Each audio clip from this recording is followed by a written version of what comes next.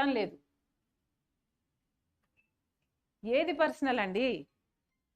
ఋషికొండని గొరిగేశారు, మీరు ప్యాలెస్ కట్టుకున్నారు, మీ బాత్రూంలో నుంచి కూడా మీకు సీ వ్యూ కావాలని. ఇది మాట్లాడితే ఇది పర్సనల్ అవుతుందా?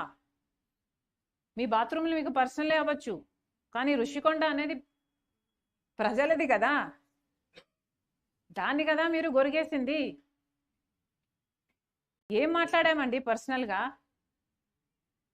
పూర్తి మద్యపాన నిషేధం అని చెప్పారు. మీరు అమ్మఒడి కింద ఇచ్చింది ఓ కొంత అయితే 4 వంతులు ప్రజల నుంచి వసూలు చేశారు మద్యంలో. అది కూడా నాసిరకం మద్యం సప్లై చేసి వాళ్ళ ప్రాణాల మీదకి వచ్చేటట్టు చేశారు. అది పర్సనల్ అవుతుందా? ఏది పర్సనల్ అవుతుందండి? ఆ రాజీవ్ ఆరోగ్యశ్రీకి బకాయిలు పెట్టారు, ఫీజు రీయింబర్స్మెంట్కి బకాయిలు పెట్టారు. మేము మాట్లాడితే అది పర్సనల్ అవుతుందా? రాజశేఖర్ రెడ్డి గారి జలయజ్ఞం 40 ప్రాజెక్టులకు పైగా ఉన్నాయి, మిగిలిపోయినాయి. అధికారం లేకొచ్చిన 6 నెలలకే పూర్తి చేస్తామని మీరు నవరత్నాలలో పెట్టుకున్నారు దాన్ని.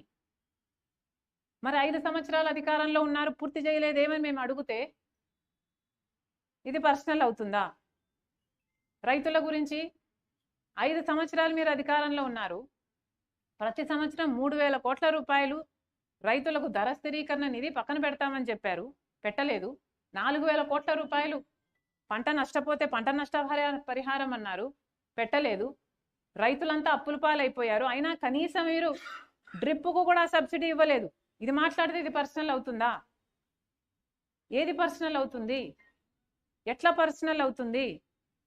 అదానీతో మీరు చేసుకున్న డీలు 1,750 కోట్ల రూపాయలని నేనేదో కనుక్కోలేదండి, అమెరికాలో కనుక్కున్నారు. అది మేము ఎత్తి చూపితే అది పర్సనల్ అవుతుందా?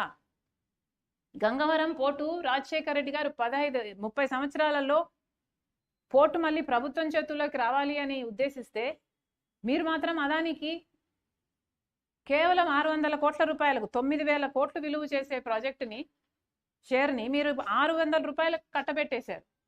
15 సంవత్సరాలు అయ్యేపోయింది, ఇంకో 15 సంవత్సరాలకు ఆ ప్రాజెక్టు ఆ పోర్టు మళ్ళీ ప్రభుత్వం చేతిలోకి వచ్చేది. అది మేము మాట్లాడితే ఇది పర్సనల్ అవుతుందా? పోనీ ఏది పర్సనల్ అవుతుందో చెప్పండి.